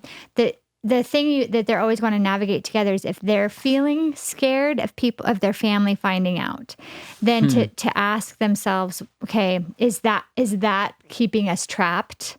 If it becomes about a secret and not being private, and they're feeling trapped by that of like, what if our family found out? Well, that is a door for the enemy to be putting shame on something that God's healed. And so just to navigate that as it comes up of, if it becomes less about being private and more about keeping a secret, then trusting that God, you are free in that. Yeah, so it's going to be really hard for you guys to serve in a ministry at Sandals Church to help couples reconcile if your family doesn't know. So that's the good. problem. So if That's God's fair, calling you to a ministry, your family needs to hear it from you first, and not from, hey, why on the sermon on adultery were you on stage sharing your testimony? Right? That's not fair. That's to family. good. But what you're saying is being real and being able to experience it is not just telling everyone all the time, always. No. Yeah. Well, you talk about that. We would say that you don't need to be real with everybody about everything, but you need to be real with somebody about everything. Yeah. That's good. I love that. Yeah. Cool. So we're going to, this last segment of the show here is going to be really about the effects of porn and how that affects marriages and sexuality and all of that. So this first question comes in from Andy. Andy Moss, I'm going to guess. Yeah. It is. I was like, Andy and Annie's the next one. Are these yes. their real? There's a few Yeah, of those those. are Andy Moss, Annie Moss. A few of those. Yeah. Here's the thing. I had a though. little If there's Toy Story real, flashback, I have to be honest. Andy, yeah. Andy. Here's the problem though. There probably is an Andy Moss out there. Who's asked a And he's lot like, of questions whoa, on whoa. the debrief. He's asked like, I am not, those aren't And all my Annie, problems. What are the Yeah, this is not Andrew Moss. Yeah. Yeah, that's a different one. Sorry, Andrew. Yeah, so Andy wrote in and said, "You've recently been speaking about pornography and how we need to confess it and turn away from it. This sin has been a struggle for me since I was a child. I've also confessed this sin to people, including those in my small group, saying I want to break free from it and even asking people to hold me accountable, to which no one has really done anything. It just doesn't seem to help or work. I will do good for a little while, then mess up again. Whenever I think I'm doing really well is when I mess up. I want to overcome this sin and see how it is harming me and those around me. How did you overcome this struggle in your life, and how have you seen effective accountability actually play out?" Yeah, well, let's not talk about me. Let's talk about you. You need to get to Men's Sexual Freedom Group on Tuesday nights, and you need to never miss. So just know this is an addiction for you. I mean, your battle. This is for your soul. This is for your life, and you need to break free. So that's the first thing. So I think that, we talked about it in the last episode. The steps for healing really are to recognize what I'm doing is wrong. And then to recognize the consequences for what I'm doing. So think about what is the consequence of me doing this? And then the third step is really agreeing with God. And so the reason that I don't look at porn anymore is not because of accountability. It's not because of some steps. It's because I actually came to the place in my life where I thought it was wrong. I mean, that's the reason I don't smoke cigarettes. I actually like the smell of cigarettes. Yeah. I don't know why. I do. I like the smell of nicotine. I hate it. Yeah. So, well, it's a good thing I don't smoke, but I don't not smoke because I'm not drawn to the smell of burning tobacco. I don't smoke because I think it's bad. That's why I don't do it. And Well, so it's dangerous for you. It has a consequence. So Right. that's what I was saying is if you can get to the place where you genuinely agree that, okay, I actually care about myself. I care about my relationship with whomever it is I'm going to be with eventually. And I care about my relationship with God. And this thing is destroying what I really want. And then you're going to agree with God. And for years I used to have, what is that thing I had on my phone and my computer? Oh, the Covenant Covenant Eyes? I had Covenant probably. Eyes for years. And then I told Yeah. Tammy, I was like, I don't need it anymore. We're good. So the only person that looks inappropriate stuff on my computer is her. It drives me nuts. So That sounds like something it's not. But to like clarify. but you research. She's like, oh, I'm going to Google this story. I'm like, what the heck why is there an underwear ad on my computer? And it's her. So, it freaks me out. Yeah. So what I would do is I would get in Tuesday nights and get around guys who are in the battlefield and get in there with them and get guys that truly understand you and are truly going to hold you accountable, because you're not in accountability if people don't hold you accountable. You're just not. Right. And so you need to get in that Sexual Men's Freedom Group. And I don't want to hear I work on Tuesday nights. Change your freaking job. Yeah. Like, this is your soul. Yeah. This is your soul. There's going to be a lot of people on Judgment Day. I would have loved to have gone to heaven, but I had to work on Tuesdays. It's like, come on. Yeah. Come on, man. What is it worth? Yeah. Like, Jesus went to the cross for you. Certainly you can rearrange your schedule. And you you go to your supervisor and you say, I'm battling addiction and it meets on Tuesday nights and we're going to... What can we do? What can we do? Yeah, what can we do? You humble yourself. Because in the end, you know what addiction does? It costs you everything. We just have a good friend of ours that lost everything because of addiction. Everything. What the Proverbs say, reduced to a crust of bread, Yes. right? Yeah. So that's what I would say. And so for me, again, my battle was, and I remember specifically, Tammy and I were in college, and they didn't have computers. God, I sound like a dinosaur. We didn't have computers. Back So then. I had a magazine or something in my dorm room, and Tammy and I were dating, and I wrote on my Bible, we went to Harvest together, and I was like, please, Lord, help me with I don't know what I wrote. Well, her mom in her house is going through my Bible, and there's this note. And she's like, whose is this? And I'm like, I don't know. And it was totally mine. And, again, that's where the vision of being real comes from, because I wasn't comfortable telling Tammy, hey, man, I'm looking at this. I wasn't comfortable telling somebody at church. And even when I was caught with the confession, Right. I wasn't real. And so that's where the vision of Sandals Church comes from. It's creating an environment where you can be with people. And you have to be with people who, like Dan Zimbardi's our executive pastor. I can tell Dan anything. We talk about anything. And then through that process about what out of that do I need to tell Tammy? because some things that I would tell, it's going to wound her. It's going to cause her to go in like now we're two tornadoes going down. And so how do we figure out how to communicate that? You know, and so that's what I would say is get with a group of guys who understand you and figure out a way, because Tammy needs to know, but I need to process, you know, how she knows whatever, except when she confronts me at midnight and I have to confess at 6 a.m. I can't fit Dan into the equation. So, it's probably good. But that's what I would say is get to sexual freedom groups on Tuesday nights. It sounds like it needs to be more, there's maybe an expectation of the accountability coming from his community group that maybe they're just not equipped or even know, like, well, I don't know, what do you need from us? Whereas that sexual freedom group is far more established and equipped to ask those questions that probably need to be asked. Yeah, that's good. Yeah. So this next one, though, is going to have sort of a different side to it. So it's from Annie Moss. Yeah. Says, she's Annie's really wife. struggling with porn. And she says, I'm a woman, so there's a lot of shame within my sin. I've reached out to community for help, but porn addiction as a woman is not something that's largely talked about. There's not currently a women's sexual freedom group. We're trying. She says, I feel like a fraud in my faith and I hate it. How can I take more steps toward healing? Yeah, the first thing you need to do, and man, you need a real strong woman you could talk to. I would go talk to Soul Care because they sign confidentiality agreements. So I would go to Soul Care. I mean, we'll fire somebody. If somebody Soul Care is telling people about your business, they're fired. So just know that. I mean, they share your junk at their own peril. Right. So now they are allowed to share up. So like if you're going to hurt somebody, hurt yourself, like so just know that they can tell me and they're not getting fired. So, or they can tell their supervisor or whatever, but they're not allowed to sit around coffee and be like, you're never going to believe what Stephanie was doing. So here's what I would say is, 33% of all pornographic viewing is by women. So it's a bigger problem than we think. Still largely dominated by men, 70%, or 67% versus 33%. But it is a huge problem for women. And again, so here's the issue with pornography is, and I don't, one of the challenges, hopefully this is okay, we'll edit this if you're not okay with me sharing this. One of the challenges that we faced with sexual intimacy early on in our marriage was Tammy would say, I feel like you're not present. Well, as I process that, here's the problem with pornography. You're not present. You're watching somebody else have sex and you're using your hand or something else. And you're creating a fantasy in your mind. And so you train your mind over and over again that in order to climax and experience an orgasm, I have to go somewhere else.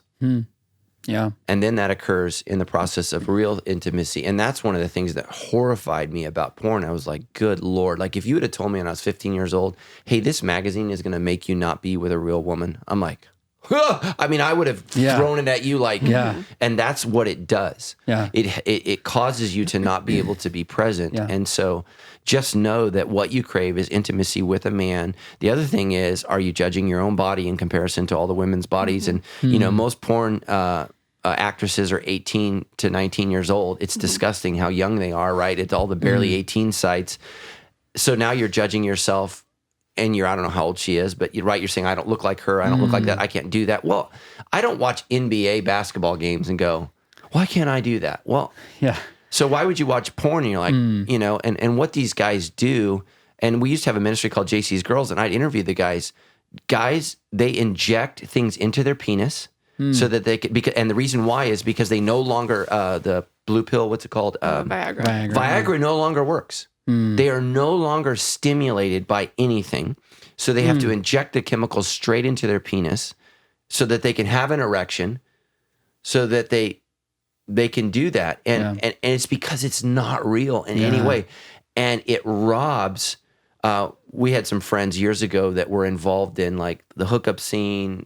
I wouldn't say porn scene, but and they're like swingers or swapping, like and they could not get their sex life right, and ultimately they got divorced because one was just they were just a mess, and it's because they watched porn, they experienced voyeurism, and they did all these things to enhance, and it ultimately robbed that. So just say what you want is real intimacy. You want to have sex with a real guy, I assume, or she could be watching girl-on-girl porn. She doesn't say. Both are devastating to you. But what you want is a real relationship, and you want to find real healing. So I would say be praying for the group that we need to get started. Go to Soul Care immediately and just talk to that person and let us as a church help hook you up maybe with a sex therapist, a psychologist, somebody that, that's the beauty of paying for confidentiality, right? Yeah. Here you go. Here's what's going on. And let's begin to work through the steps for you as a person to find healing. And I think it's exactly like what you said to Andy Moss of, you have to believe it's not good for you. Yeah. That same answer I think applies either way. Yeah. Apparently heroin's really fun. Somebody was saying that to us recently about well, that's why people love heroin, because it gives you that same feeling, like orgasm and ecstasy, and you'll do anything for it. Yeah, but it also burns holes in your skull. So. Right, and so you have to believe it's bad for you, no matter what. Yeah, same for this. But it's burning holes in what you believe is true. That's one of the things that you had shared with me early on was like, I had this idea of what sex was going to be like, and it's not actually that way. And so, is that you? Is it me? Kind of a deal, because you had a lot of misconceptions about. Yeah, so I'm probably way too real, but we had that ministry called JC's Girls, and I can't remember where we were, but we were alone with a couple of 2 porn stars and 1 stripper. I started firing questions away. So do you like this? Do you like that? Do you like? And they were like, no. I'm like, well, why do you do it? Do you know what their answer was? We get paid. It's my job. We get paid. Wow. And here's the thing: the grosser stuff, they get more money for. Wow. Yeah. And I was like, ugh. Yeah. And so what you, Was it you know, that shared, or what was the truth you were talking about? Like, it's that assumed truth. Assumed truth. Like, they're building a whole world where everyone thinks, this is how everyone's having sex. Yeah. And you think you either fall short, or that's what it's supposed to look like, or that's what you're supposed to do. But it's not what people actually really like or want. Yeah. But you've created this whole workup because you only know what you know. All you know is porn. Yeah. We heard, I can't remember who it is, but some rock star, I feel like it was John Mayer, but I'm not sure. And he's done an interview and he said he's watched so much porn that he's not interested in having real sex now. I remember that interview, that he like can't even that it's so here's a guy that can have the most beautiful women in the world. Yeah, as and many as he that's wants. not like a God's way. Like he's trying to do it God's way. That's like here's really what this is. Yeah, so this is what this has done to me. He's that British comedian. Same thing. Talking about how he's realized that the Christian church might be onto something. That his mind is so fried for how much pornography he's watched. He has no attraction anymore at all. He's like, I don't know what to do with this. Yeah, it's fascinating. Even the world is catching on to some of these things. Yeah. Let's keep the questions coming. Yeah. 2 more. Go for I was it. like, man, this is like the marathon episode. Marathon. We're doing great. Okay. Yeah. Go for it. So Tiffany wrote in and says, my husband watches pornography and it bothers me a lot. Once upon a time, we used to engage in this and viewed it as part of a normal sex life. I've since changed my views after becoming a Christian. How do I follow what God has told us to do in regards to fulfilling each other's sexual needs when I'm married to a man who thinks watching pornography is perfectly fine? As a new follower of Christ, I'm struggling to explain and show my husband that what we used to do together was bad and not healthy. He doesn't think he has a problem, and I know that it can't be fixed until he admits that he does. But how do I even begin to work on this? Where do I start? Well, so I'm assuming he's not a Christian. I don't know. I think she said they're both. I cut part of the question. I think he's like also a new believer, but not to the point that she's at where he's convicted by this. Well, okay. So if he's not a Christian, what you need to say is leave God out of it and say it bothers me as your wife. If you're married to a non-Christian, don't play the God card. It doesn't work. You got one card, and that's the spouse card. This bothers me. This makes me uncomfortable. And I don't care whether your spouse is Christian or not. If they're normal, that should bother them. Don't use the self-righteous God card, because that's just going to make them hate God. Now you're super righteous, and now my sex life sucks, right? Yeah. So, so what I would say is, I found Christ. This is really uncomfortable for me. And literally viewing pornography is, Go back and look at the sin of Noah and his sons. They viewed him naked. Who viewed him naked? The 3 sons of Noah are something Japheth. I should know him. this. I know I'm all. Oh, jeez. I'm not even gonna pretend like I know right now. Yeah. So one of his sons, gotcha. Views him naked and laughs and goes and gets the brothers to view them naked. They walk in backwards with a cloth over their shameful father. Right. And it's because to view somebody naked is after the fall is to view their shame. Right. So, and so just understand that, you know, and that's not to say that there's an artwork and there isn't beauty, you know, there's nothing wrong with David's statue, you know, I mean, like, but now if he has a giant erect penis, okay, now we got a problem. So, but, you know, I think anatomy is, it's okay to appreciate the beauty of what God has designed. Pornography is the sexualization of that and viewing it for your own personal pleasure and getting off on it. Right. And that's the difference. And so what he's doing is, so if you're watching porn, you know, what if those people are married to someone else? So you're viewing adultery. And here's the bizarre thing for me. One of the things that changed me is I got challenged by a guy in my early 20s, and I think it was Nathan Lewis when we went to counseling with him. But he said, would you invite a couple off the street to come in and have sex on your sofa while you watched them? And I was like, no. He's like, that's what you're doing every time you're watching porn. You're inviting some random stranger off the street into your house, and you're saying, have sex at my pleasure. And he's like, it's just weird. But we give it's why sex pics is such a big deal now amongst young people. You do things on a computer screen because you disassociate from it. Right. So like all these girls that are, you know, a teenage girl that shows her breasts on a picture, if somebody exposed her at school, she would be extraordinarily embarrassed. And yet, I hold up my phone, and now somehow, and that picture is going to circulate everywhere. And so, you know, it desensitizes us to a sense of shame. Sure. And so that's what's happening is you're saying this is not real, which it's not because it's a screen, but it's just as damaging. So I would express to him, this makes me uncomfortable and I feel like this is wrong. Yeah. You know, Tammy told me, she said, you can have sex with me or porn, you choose. And I was like, okay, you know? I mean, she's always been very direct and very clear, which has been helpful. It's been very helpful. So, I mean, what I don't want, here's what I don't want new Christians to do. I don't want you to pull the self-righteous, you know, like, oh, everything you used to love about a relationship, that's gone. Now I'm a follower of Jesus. So I think for a Christian, it's wrong for you to continue to view it and for you to participate in that.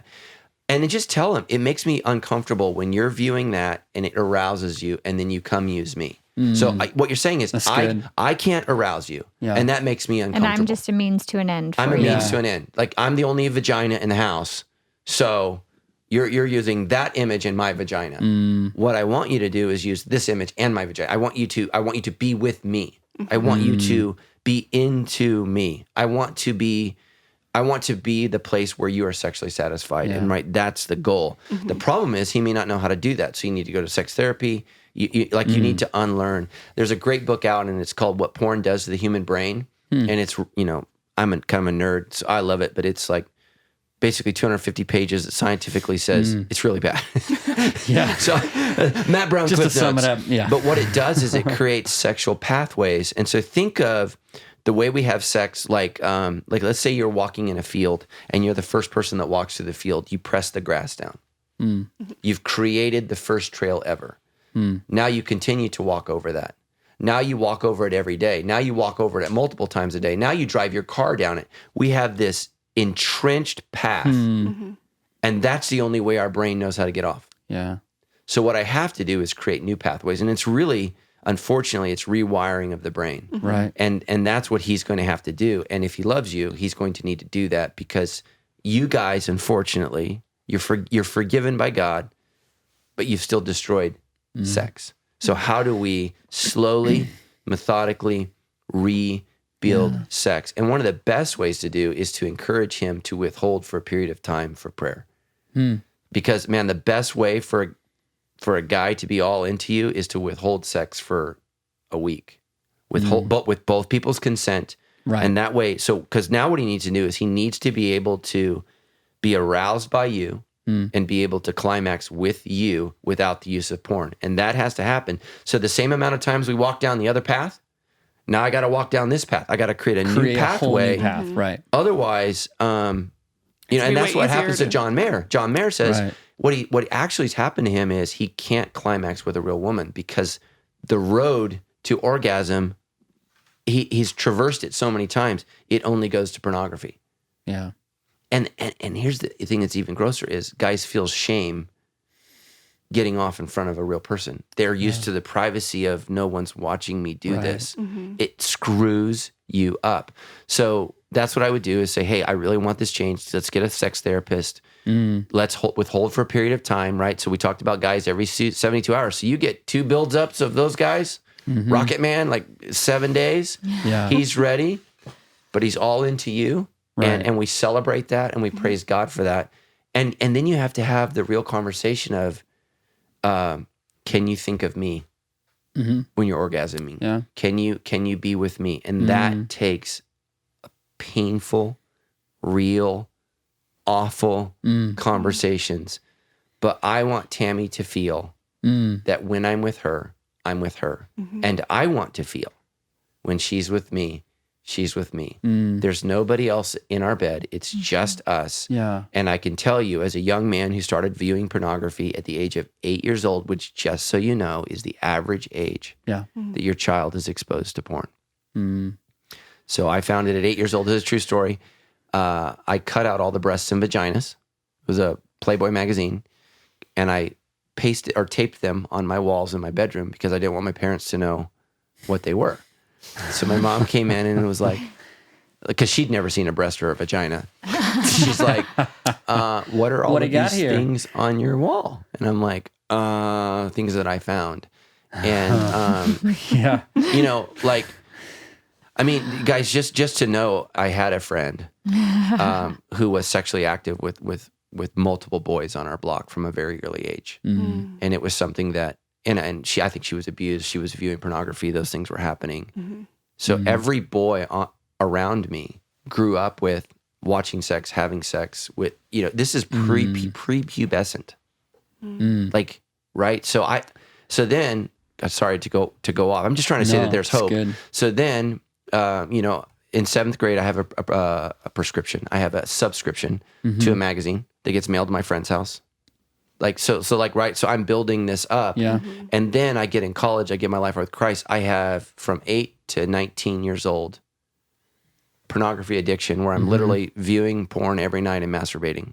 Yeah. And now I'm going to do it God's way. Yeah. Well, okay. Well, right. So think about the path. So I have this huge, and it's not that, right. What happens when we start driving on that? Grass grows. Right, that path will go wild again and close, but it takes time, and I have to create a new path. And I just didn't have that language, you know. And I think Dr. Nathan Lewis, helped us out tremendously, because one of the reasons guys are critical and people that view porn are critical, you don't realize there's a director. They've written this out, Right. And they've done their research. They know what works. Yeah. Well, that feeds into our final question here. Final question.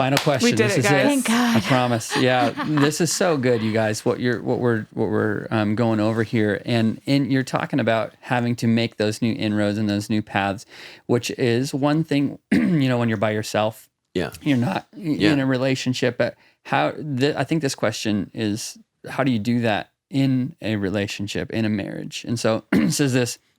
My husband and I have been married for a little over 2 years, 14 months into our marriage. He disclosed that he had been watching porn for the past 10 months.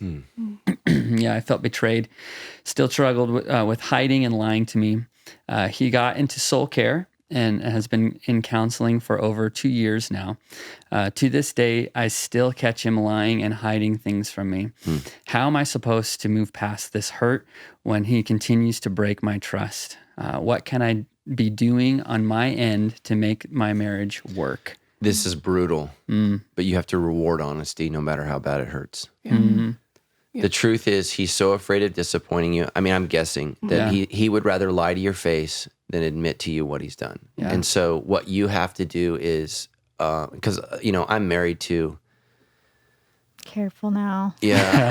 my wife can't, not, you know, some people talk about you hide the elephant in the room. Tammy can't hide the ant in the room. And it comes from her upbringing. And so any lie, regardless of how small it is catastrophic to our relationship. So I have to quickly run to the truth because it makes Tammy feel unsafe, insecure, whatever. And so what you need to say is, I value the truth more than your faithfulness right now. What we want is faithfulness. but you don't trust him. Right. So he needs to be able to say, and he needs to get in men's sexual freedom group. And guys, just know, man, with addiction, right? I wish every person that got sober the first time stayed sober. But most people, it takes a couple times. Yeah. Every now and then, right, God does a miracle. And I've heard those stories. You know, I gave my life to Christ and I never drank again. We just had a friend that was over at our house, and he told me he was driving down the street and he said, God, I need you to take away my desire for alcohol. And he was weeping, and he said he never drank again. Wow. Man, that's an inspirational story. That just doesn't happen. Yeah. Right. It happened to him. Right. But Jesus was born of a virgin. I'm not looking for that one again either, right? Right. So I mean, things happen, but that doesn't mean that's what's going to happen to you. For most of us, it takes a lot of work, and it takes, like of training myself. Tammy and I would go to Hawaii, and the girls' bathing suits there are ridiculous. And so you see a nice girl with a nice butt in a, what would they call those? The G-string. Yeah. And I literally would see that and go, and I would say out loud, not for me. Not for me. Just turn away. Not for me. Not And you for me. knew what he was talking about when he would say that? Well, Or I don't would think you I hear said it in front of her. Okay. Because, we'd had 3 kids. When we were, we don't go to Hawaii much anymore, but when we were going, Sure. she's had 3 kids, her body's different, and it's just, it's not for me. That's not for me. And just look away. And I read Every Man's Battle. I think I read that in like 1994. And he talked about learning to control his eyes, and just said, that's not for me. Well, that's nice looking. That's not for me. And what's happened is, as I've learned to avert my eyes, and I don't want to be gross, I so appreciate Tammy's body. I so appreciate her beauty. Like if we did this 15 years ago, I'm not sure she could honestly look you guys in the face and say, I feel beautiful when I'm with Matt. I feel loved. I feel like he's into me. And so here's what happens. When Tammy's body's the only body I see, and it's the only body I crave. Yeah. And guys, the best gift you can give your sex life is for your wife to feel confident. Like, you want to screw your sex life up, make your wife feel fat, unloved, and gross. Like, dude, I am just telling you, It's true, you guys. you just pooped. You pooped on your own front porch. Yeah. And some guys do that every day, and they complain about their sex life. When Tammy feels loved, safe, and beautiful by me, that's our best intimacy. If she feels criticized, if she feels like I'm gazing somewhere else or I'm after someone else, man, it's devastating. And vice versa, I mean, one of, I think, my struggles early on with intimacy was, if I give myself completely to Tammy, remember, I'm a 3. Right. What happens if she rejects me? So my core issue is shame. Yeah. So in the depth of who I am, I'm going to hold back, because if I go all in, I'm vulnerable. Yeah. And I'm afraid. So that's my high 8, my high 3. So what I'm going to do is, I'm going to keep her at distance to protect myself. But really what it did is it hurt us. And so I had to go, okay, I'm going to go first. I'm going to die first. And, in our early on, our marriage, when she was questioning deeply whether or not she'd made the right choice or not, I had to make the decision of, I'm going to stay. I'm not leaving. I'm going to do whatever I can to be who she needs me to be. Yeah. Much of what she thought was right. Some of it was wrong. I can't not be who God's made me to be, right? She's kind of stuck with some of it. But most of it was accurate. I was a young, narcissistic chauvinist. And I had to learn to die first. Yeah. And so many guys miss that. Like, they focus on the submission part in the text, but they don't focus on the husband's first. Dies first, goes first, everything's first. Like, we looked at the passage. Paul says, men, why would you ever think a guy needs to think about giving? Because it starts with you. A woman's never going to give herself wholly to you until you give yourself wholly to her. And just the whole act of sex for the woman is so different. She's inviting us into her, right? It's way different for the woman than it is for the man. And we need to think about that, and how how do I earn the right to be there, to be loved, to be cherished? And like me, you know, I really screwed it up. We did it the wrong way. We really, really had to work for a long time to do it the right way. And it took time. You know, there's no like, oh, we went to a marriage retreat and hey. Now we're good. Yeah. Yeah. Can I throw a little Enneagram into this? Yeah. Go for Absolutely. it. Yeah. I am Please becoming do. a certified Please coach. do. Oh, yeah. That's You know, exciting. one of the things about porn that's become kind of interesting as I have been studying the Enneagram is whether 7 is a primary style or if it's a go-to to avoid pain and pursue pleasure. And so what I have found as I've done like practice coaching with people and whatnot is porn actually becomes and you have even said this before, Matt, of when I don't feel okay and I just want to escape, it's like an escape, like a soothing to whatever the actual pain is. Yeah. And so that's just another avenue to explore because it can be simultaneous true that he absolutely loves you, absolutely wants to be with you, and can't break it. So, so like, what is the go-to? You know, is it just for sex, just whatever? Or is it to escape pain and pursue pleasure? And so is there painful things going on in life? And you had said for you had to, I'm talking to Matt, to break, like that became a natural trigger for you. It was, I'm not okay. I need to, Yeah. you had to break that habit of, it wasn't even about the porn or it was more about, I want to feel better because I'm experiencing a stress or a pain. Right. So stress became the trigger and that you had satisfied with porn. And so you had to figure out a new way.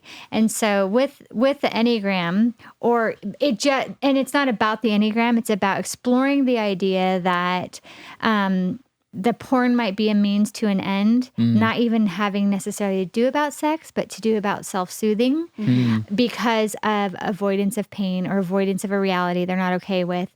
I'm not saying you're the reality. I'm saying the stress something. at work. Yeah. I'm married now. I Yeah. have to support a family and a wife and make sure there's I'm going to check out for a second. Yeah. And so that might lead to some other conversations of, okay, like when you're, you might want to help me out. I'm not sure how to word this, but like when you're finding yourself like, because obviously the wrestle is now happening if he's gone to soul care for 2 years of like, I want to look at porn. I want to look at porn. And then the jump to look at what's happening in that I'm going from being triggered to making the jump to it.